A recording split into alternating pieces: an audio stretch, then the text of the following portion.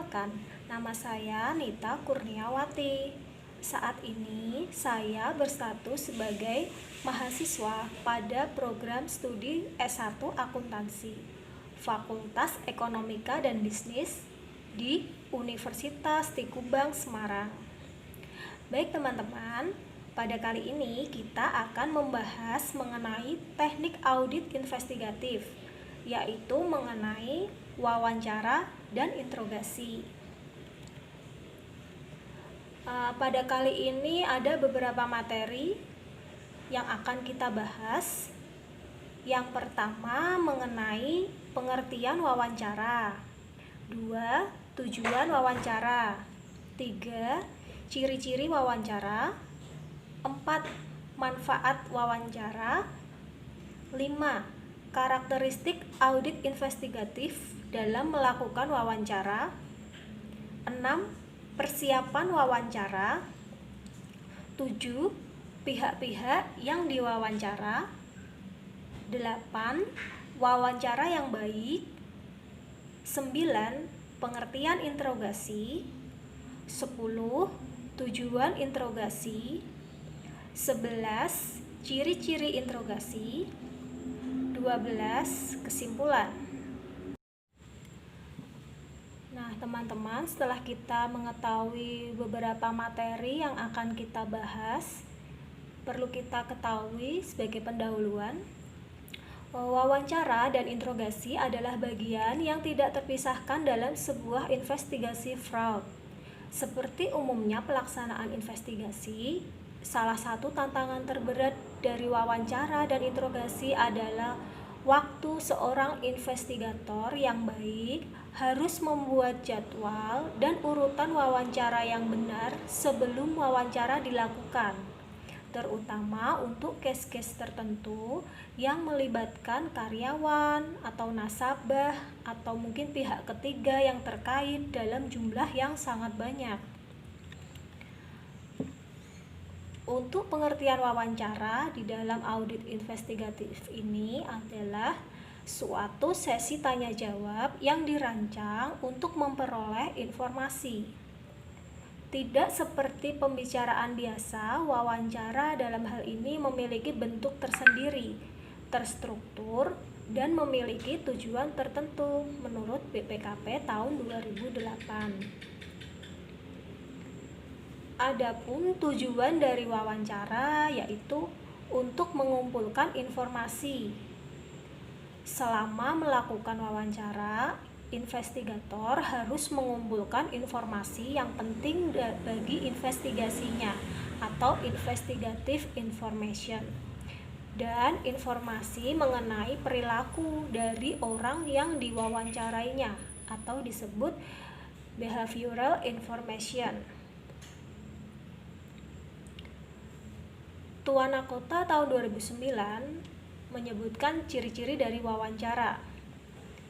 Wawancara itu bersifat netral, tidak menuduh. An interview is not accusatory. Ini perbedaan utama antara wawancara dengan interogasi.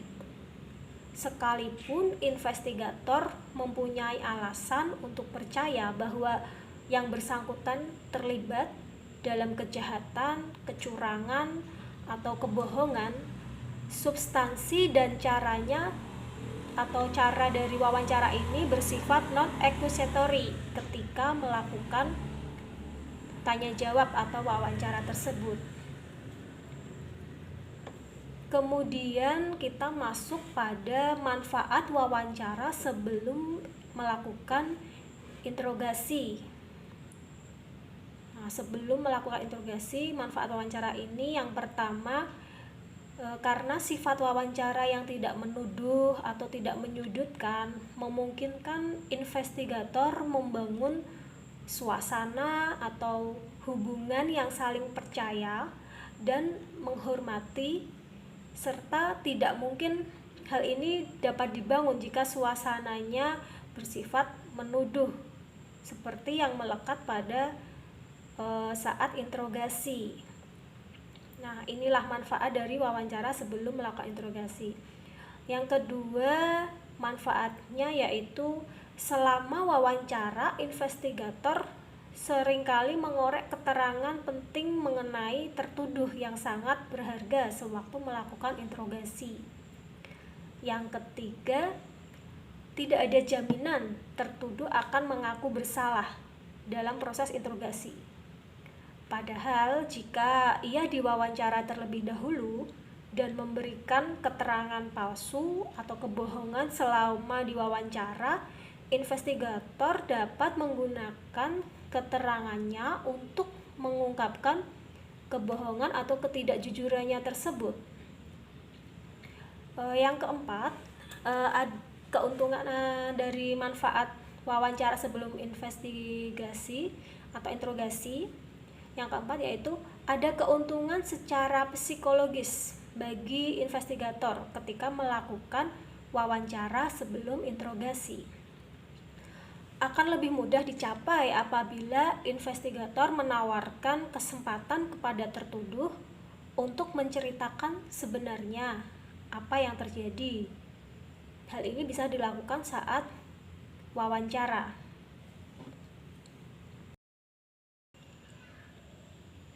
Baik teman-teman, kita masuk ke bahasan berikutnya yaitu mengenai karakteristik audit investigatif saat melakukan wawancara.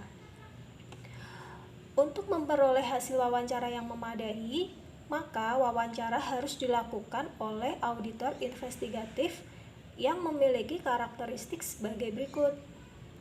Yang pertama, orang yang mudah bergaul, berbakat dalam berinteraksi. Harapannya adalah dengan orang yang mudah bergaul ini, responden akan merasa nyaman saat dimintai keterangan, sehingga suasana yang tercipta pun akan menjadi nyaman. Yang kedua, ingin membuat orang lain berbagi informasi. Jadi harapannya agar responden dengan sukarela memberikan informasi tanpa merasa tertekan atau terpojokkan. Yang ketiga, pewawancara tidak akan menginterupsi responden dengan pertanyaan-pertanyaan yang dianggap tidak penting. Yang keempat, dapat menyusun pertanyaan yang spesifik yang bisa membuat responden secara sukarela memberikan informasi. Yang kelima, menunjukkan keseriusan dan perhatian atas jawaban yang diberikan responden. Jadi bagi auditor sebaiknya setiap detail jawaban dari responden bisa diperhatikan. Siapa tahu dari situ nanti bisa mendapatkan info-info yang bisa membuka atau mengungkap masalah atau kasus yang sedang ditangani. Kemudian yang keenam, cara mengajukan pertanyaan tidak dengan sikap yang menyalahkan atau menyudutkan responden. Yang ketujuh, pewawancara harus tepat waktu, berpakaian rapi, dan bersikap fair dalam berinteraksi dengan responden. Untuk yang selanjutnya, kita bicara mengenai persiapan wawancara. Ada 5 hal yang perlu dipersiapkan dalam wawancara. Yang pertama, mempelajari berkas. Auditor investigatif harus mempelajari berkas kasus atau permasalahan dan dokumen untuk memastikan adanya informasi penting yang belum diperoleh. Yang kedua, menetapkan tujuan informasi yang akan digali dalam wawancara. Misalnya, auditor ingin tahu siapa saja yang terlibat di dalam masalah tersebut. Kemudian, auditor juga mencari tahu apa jenis kecurangannya, apakah pencurian aset atau kecurangan dalam hal pembuatan kebijakan, dan lain-lain. Yang ketiga, mempelajari informasi apa yang dapat diperoleh. Yang keempat, mempersiapkan poin-poin yang akan ditanyakan. Misalnya, Auditor investigatif harus membuat daftar pertanyaan-pertanyaan penting yang nantinya akan dapat mengungkap kasus yang sedang ditangani. Yang kelima yaitu mempersiapkan tempat untuk wawancara. Nah, teman-teman, di sini saya coba menggambarkan contoh ruang wawancara. Di situ terlihat pintu tertutup namun tidak terkunci. Kemudian tidak ada halangan bagi responden untuk meninggalkan ruang wawancara. Dan yang terakhir yaitu ruangan harus bersih. Menurut Warna Kota 2007 halaman 343, pengadaan ruang untuk wawancara sebaiknya yang pertama, ciptakan suasana privasi. Ruang ini harus tenang, tidak diganggu suara pembicaraan orang lain atau bentuk kebisingan lain, dan tidak ada pemandangan orang berlalu lalang. Yang kedua, pintu harusnya tidak terkunci dan tidak ada penghalang apapun sehingga orang yang diwawancarai dengan bebas meninggalkan tempat. Jangan memberi kesan bahwa ia sedang berada di dalam tempat tahanan. Yang ketiga, hilangkan sesuatu yang bisa mengganggu, misalnya dinding dengan warna-warni yang mencolok, kemudian lukisan atau hiasan ruangan yang mengganggu dan lain sebagainya.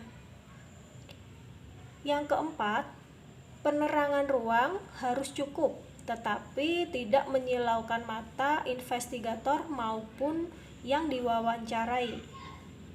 Yang kelima, minimalkan kebisingan apapun. Jangan ada telepon dalam ruangan. Telepon seluler kedua belah pihak sebaiknya dimatikan. Yang keenam, jarak kursi antara investigator dengan yang diwawancarai antara 0,5 sampai 1 meter. Kedua orang bertatap muka langsung tanpa ada penghalang seperti meja atau perabot kantor lainnya, dan hendaknya kursi tidak beroda. Yang ketujuh, denah wawancara yang berbeda untuk keperluan yang berbeda. Lalu kita masuk ke bahasan berikutnya, yaitu mengenai pihak-pihak yang diwawancarai dalam audit investigatif menurut BPKP tahun 2007. 1. Saksi pihak ketiga yang netral. 2.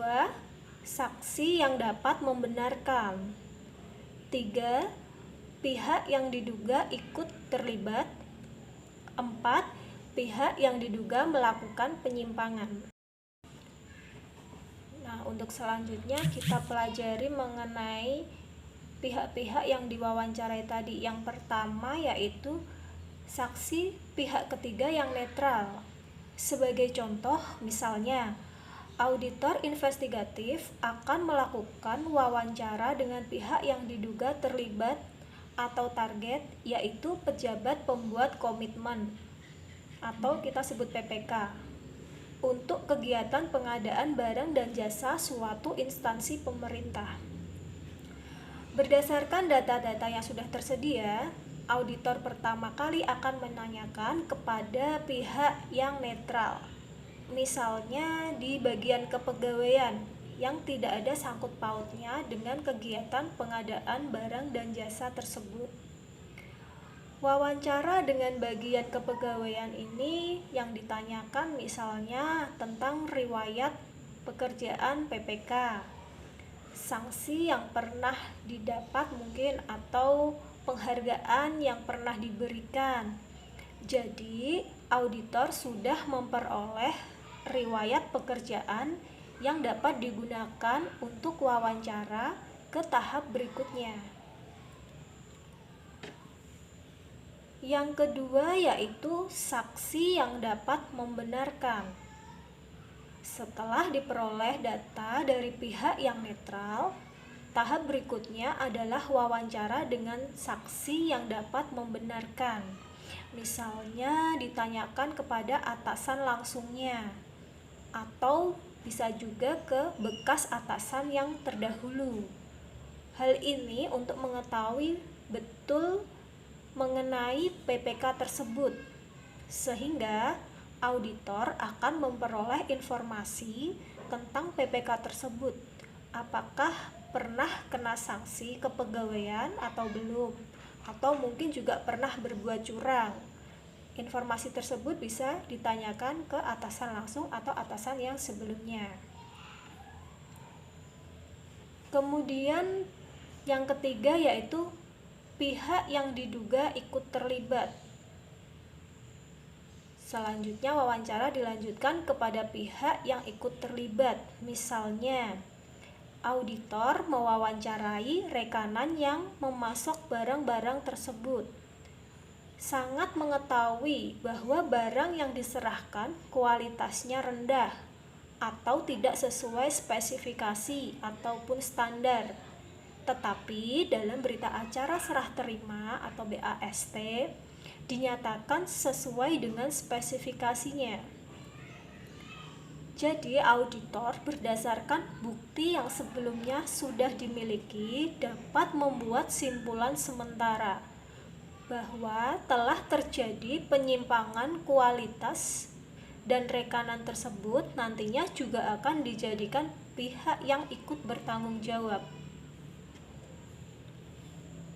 Kemudian yang tahap terakhir yaitu mewawancarai subjek atau target atau kadang juga disebut suspek. Dalam hal ini pejabat pembuat komitmen atau PPK untuk meyakinkan auditor bahwa pengadaan barang telah terjadi penyimpangan kualitas sehingga mengakibatkan kerugian negara dari hasil wawancara tersebut dan disertai bukti-bukti yang sudah diperoleh sebelumnya, misalnya kontrak, hasil pemeriksaan fisik, maka auditor dapat menyimpulkan telah terjadi penyimpangan kualitas dan merugikan keuangan negara, serta PPK tersebut dapat dinyatakan sebagai pihak yang diduga harus bertanggung jawab. Dari penjelasan tadi dapat dikatakan bahwa wawancara harus dimulai dari orang-orang yang paling kecil kemungkinannya menjadi pelaku atau ikut serta dalam praktek fraud. Kemudian dilanjutkan pada orang-orang yang karena alasan pribadi menjadi whistleblower. Lalu diakhiri dengan mereka yang diduga menjadi perencana atau otak pidananya. Menurut Tuana Kota 2007 halaman 342, urutan-urutan tersebut penting karena 1. Pada tahap awal belum banyak fakta yang terkumpul. Jadi jika wawancara dilakukan langsung ke orang yang diduga sebagai otak atau perencana, maka ia dengan cepat dan mudah mengetahui fakta apa yang belum diketahui oleh investigator. Sedangkan jika dimulai dari orang yang kemungkinan kecil tidak terlibat, informasi yang akan diberikan akan lebih terbuka, akan lebih apa adanya, dan akan bisa diketahui motif serta peluang terjadinya fraud. Yang kedua, urutan-urutan tersebut penting karena mengetahui banyak orang yang sudah diwawancari sebelumnya. Pelaku tidak bisa mengendalikan apa yang bisa dan tidak bisa diinformasikan kepada investigator dalam wawancara.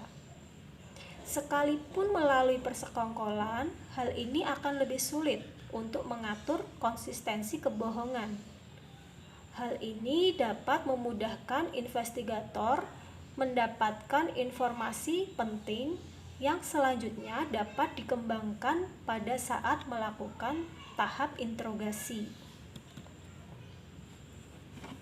Kemudian yang berikutnya kita akan berbicara mengenai wawancara yang baik. Yang pertama, di dalam wawancara yang baik, lama dan kedalaman wawancara cukup untuk mengungkap fakta-fakta yang relevan.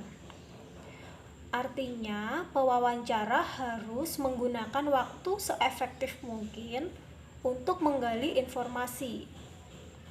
Dilakukan dengan waktu yang sesingkat-singkatnya dengan target dapat memperoleh informasi sebanyak-banyaknya. Yang kedua, di dalam wawancara yang baik mencakup semua informasi yang berkaitan dan mengeluarkan yang tidak relevan. Pewawancara fokus pada pertanyaan-pertanyaan yang relevan dengan masalah yang ditangani atau diperiksa. Tidak perlu menanyakan hal-hal yang tidak ada kaitannya dengan masalah yang sedang ditangani. Dan tidak berbelit-belit, tapi juga tidak terlalu kaku, yang bisa membuat responden merasa tersudutkan. Pewawancara juga perlu memperhatikan dengan cermat setiap jawaban dari responden, baik itu jawaban lisan maupun bahasa tubuh dari responden. Yang ketiga, wawancara yang baik idealnya dilakukan sedekat mungkin dengan waktu kejadian. Artinya, wawancara dilakukan segera setelah diketahui adanya indikasi terjadinya praktek fraud atau kecurangan. Tidak berlarut-larut atau menunda-nunda waktu untuk melakukan wawancara. Yang keempat, wawancara yang baik itu harus objektif, fair, dan tidak memihak. Artinya adalah di dalam proses wawancara, pewawancara harus bersikap fair, tidak menuduh atau menyudutkan untuk mendapatkan pengakuan, tetapi lebih menekankan pada keinginan untuk mendapatkan informasi yang relevan.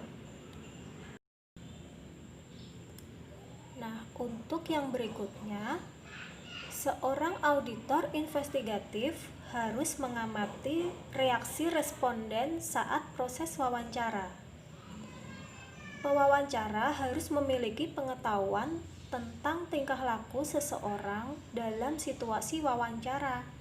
Antara lain, 1. Proksemik. Proksemik yaitu memanfaatkan jarak antara personal untuk memperjelas maksud atau arti.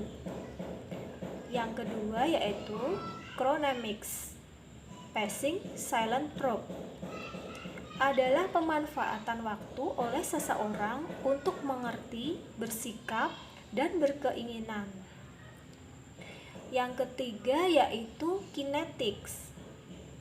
Kinetics yaitu penggunaan gerakan badan dalam menyampaikan maksud. Yang keempat yaitu paralinguistik, adalah hal-hal yang mencakup volume, nada, dan kualitas suara untuk menyampaikan maksud. Sebagai informasi tambahan, di dalam wawancara terdapat 3 tingkat atau saluran yang digunakan untuk komunikasi, yaitu verbal channel, 2 paralinguistik, 3 non-verbal channel. Verbal channel adalah ucapan atau perkataan yang keluar dari mulut orang yang diwawancarai. Pilihan kata dan susunan kata-kata yang dipergunakan untuk mengirimkan pesan. Dalam metode ini dinyatakan bahwa orang yang berbohong akan cemas karena takut kebohongannya terungkap, atau verbal behavior. Yang kedua, paralinguistic channel adalah ciri-ciri percakapan di luar apa yang diucapkan oleh orang yang diwawancarai. Maksudnya adalah ucapan yang makna sesungguhnya berbeda dari apa yang keluar dari mulutnya, atau disebut paralinguistic behavior. Yang ketiga yaitu non-verbal channel, adalah sikap tubuh, gerak tangan, dan mimik wajah orang yang diwawancarai. Jadi setiap ucapan selalu diperkuat dan dimodifikasi dengan gerak tubuh atau bahasa tubuh, atau disebut non-verbal behavior.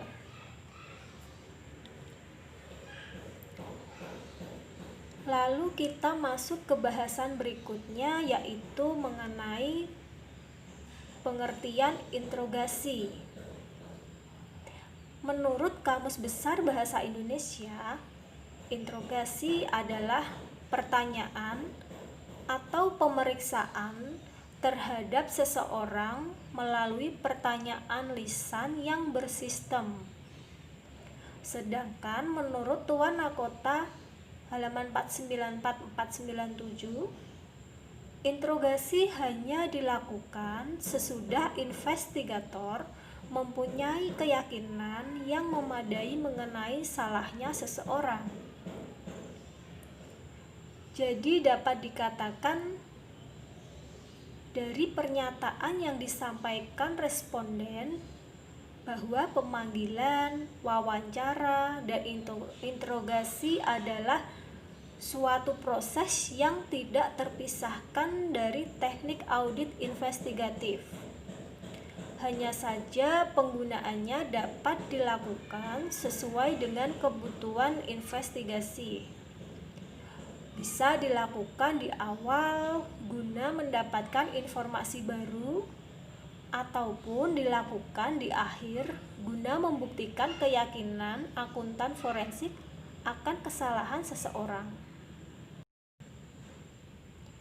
Sebelum melakukan interogasi, investigator harus sudah mengetahui secara mendalam mengenai investigative information yang relevan tentang kejahatan tersebut, termasuk informasi dari saksi-saksi, informasi mengenai bagaimana kejahatan dan tersangkanya terungkap, informasi mengenai latar belakang tersangka yang akan diinterogasi dan tersangka lainnya.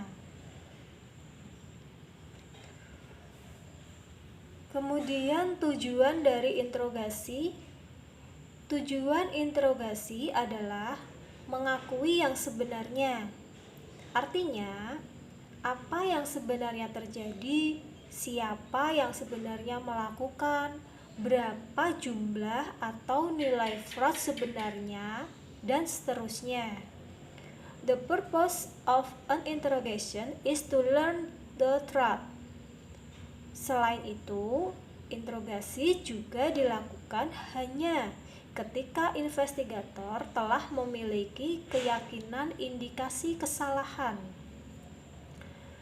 Dengan melakukan teknik wawancara dan interogasi ini, maka akan memudahkan auditor dan investigator untuk mengumpulkan bukti dalam menunjuk atau menuduh suatu perbuatan fraud terjadi. Ciri-ciri interogasi. Interogasi dilakukan dengan persuasi yang aktif. An interrogation involves active persuasion. Interogasi dilakukan karena investigator percaya bahwa dalam wawancara sebelumnya yang bersifat non-accusatory, orang itu telah berbohong. Kalau interogasi dilakukan dengan cara bertanya dan bertanya terus, sangat tidak mungkin investigator akan mendapatkan keterangan yang berisi kebenaran untuk membujuknya menceritakan kebenaran. investigator menggunakan taktik membuat pertanyaan dan bukan membuat atau mengajukan pertanyaan. Yang selanjutnya kita akan membahas mengenai langkah-langkah interogasi. Langkah-langkah interogasi atau yang lebih dikenal dengan Red 9 Steps of Interrogation antara lain: 1. Direct positive confirmation. Pada tahap awal ini, tersangka akan mengamati investigator.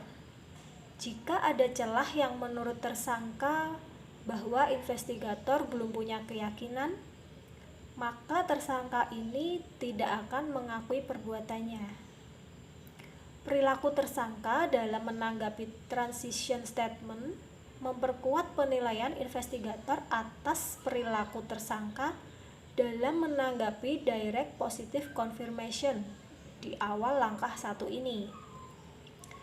Timing yang tepat menghalangi tersangka untuk mengatur perilaku verbal atau perilaku lainnya.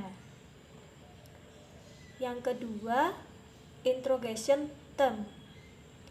Pada langkah ini sebenarnya memperkuat pembenaran yang telah dibuat tersangka. Karena itu mudah sekali mengungkap denials atau penyangkalan dari tersangka dalam interogasi. Tersangka menangkap dem yang ditawarkan investigator. Tersangka yang bersalah akan mendengarkan dem ini dengan seksama. Sebaliknya, tersangka yang tidak bersalah tidak pernah memikirkan pembenaran untuk melakukan kejahatan itu. Dengan sendirinya, dia tidak menangkap dem yang dibicarakan investigator. Yang ketiga, handling denials. Tahap penyangkalan merupakan tahap yang sangat menentukan. Jika penyangkalan tidak ditangani dengan keahlian dan pengalaman, maka seluruh langkah berikutnya akan sia-sia. Yang keempat, overcoming objection. Proses interogasi langkah keempat ini memanfaatkan keberatan-keberatan yang diajukan tersangka untuk meyakinkan, menceritakan yang sebenarnya. Keberatan atau objection yang diajukan tersangka dirumuskannya dalam bentuk alasan ekonomi, agama, jabatan, atau moral, dan mengapa ia tidak akan melakukan yang disangkakan kepadanya. Yang kelima yaitu keeping suspects attention. Pada umumnya tersangka tidak akan santai-santai. Ia akan mendominasi percakapan dan mengatur dialog. Ia menyangkal atau mengajukan keberatan. Jika investigator berhasil menghentikan penyangkalan-penyangkalan dan membalikkan keberatan-keberatan tersangka, maka tinggal satu strategi lagi yang bisa digunakan tersangka. Yang keenam, handling the suspect's passive mood. Pada akhir langkah 5, seharusnya investigator sudah bisa menjalin hubungan yang baik dengan tersangka. Yang dimaksud hubungan baik dalam hal ini adalah tersangka sudah bisa percaya bahwa investigator jujur dan berusaha mencari kebenaran. Pada tahap ini, tersangka menyadari bahwa kebohongannya tidak bisa menghasilkan sesuatu seperti apa yang dia harapkan. Ia menunjukkan sikap kalah dengan ciri tertunduk, bahu menurun, kaki lemas, mata berkaca-kaca, dan mentalnya sudah berada pada titik terendah. Yang ketujuh, presenting the alternative question. Pada langkah ketujuh ini merupakan puncak atau kulminasi dari pengembangan tema interogasi. Ketika tersangka menunjukkan resignation dalam langkah 6, maka investigator mempersempit temanya ke unsur utama dan masuk ke pertanyaan alternatif. Langkah ke-8 yaitu having the suspect orally relate various details of the offense. Pada tahap ini, investigator meminta tersangka untuk secara lisan menceritakan berbagai detail pelanggaran yang telah dia lakukan. Yang ke-9 yaitu the written confession. Pada puncaknya, tersangka membuat pengakuan secara tertulis atau setara berita acara pengakuan. Di Indonesia, biasanya investigator melakukan interogasi sambil mengetik, dan di akhir interogasi, tersangka diminta menandatangani berita acara pemeriksaan. Baik teman-teman, dari beberapa pemaparan saya tadi, ada kesimpulan mengenai perbedaan wawancara dan interogasi. Yang pertama, untuk wawancara bersifat netral dan tidak menuduh, sedangkan interogasi bersifat menuduh. Kemudian tujuan dari wawancara yaitu mengumpulkan informasi, sedangkan interogasi bertujuan untuk mengetahui yang sebenarnya, apa yang sebenarnya terjadi, siapa yang melakukan, berapa jumlah atau nilai fraud. Yang ketiga, wawancara biasanya dilakukan pada saat awal investigasi, sedangkan interogasi taktik membuat pernyataan, bukan pertanyaan. Kemudian yang keempat, untuk wawancara bisa dilakukan dalam berbagai lingkungan atau suasana, sedangkan untuk interogasi dilakukan di lingkungan terkontrol, bukan di sembarang tempat. Kemudian wawancara bersifat cair, sedangkan interogasi hanya dilakukan pada saat investigator mempunyai keyakinan memadai ketika seseorang itu salah.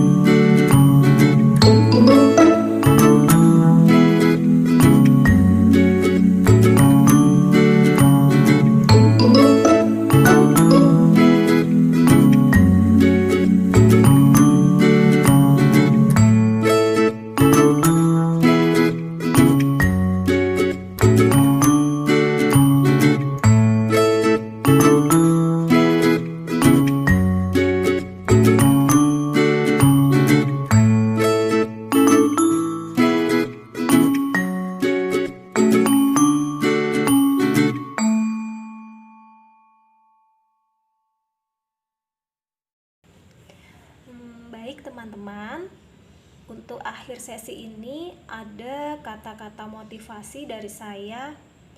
Yang pertama yaitu terus bekerja keras, terus bekerja dengan jujur, dan tetap menjadi orang yang rendah hati. Yang kedua yaitu syukuri, nikmati apa yang sudah Allah beri, karena dengan bersyukur akan membentengi kita dari perbuatan curang. Baik teman-teman, terima kasih sudah menyaksikan video ini. Semoga dapat bermanfaat dan mohon maaf apabila ada kekurangan dan salah kata dari saya. Akhir kata, wassalamualaikum warahmatullahi wabarakatuh.